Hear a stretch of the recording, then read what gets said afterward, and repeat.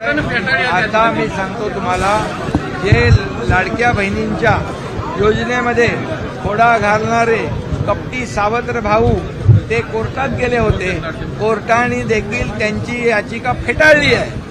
आणि आता आपल्याला मी सांगतो, आता माझ्याकडे आकडा आहे 1,05,09,542 अशा महिला आमच्या लाडक्या बहिणींचे अर्ज वैध झालेत, ग्राह्य धरलेले आहेत.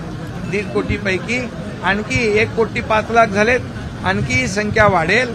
आता रक्षाबंधनच्या अगोदर 1,05,00,000 लाडक्या बहिणींच्या खात्यात पैसे जातील आणि पुढचे जे काही अर्ज येतील हे तपासून ते आणखी 2.5 कोटीपर्यंत या लाडक्या बहिणींना पैसे मिळतील. ही पोटदुखी आहे आणि पोटदुखी कोर्टाने देखील त्यांच्या विरोधामध्ये निर्णय दिलेला आहे.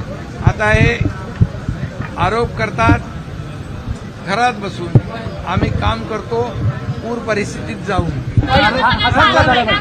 आता हा मुख्यमंत्री आलेला आहे, लाडक्या बहिणींचा लाडका भाऊ आलाय. त्यामुळे जे निर्णय आम्ही घेतलेत त्या निर्णयांची अंमलबजावणी होणार आणि आम्ही मोकळ्या हाताने नाही. आज ज्या ज्या ठिकाणी जातोय त्या ठिकाणी लोकांना मदत करतोय.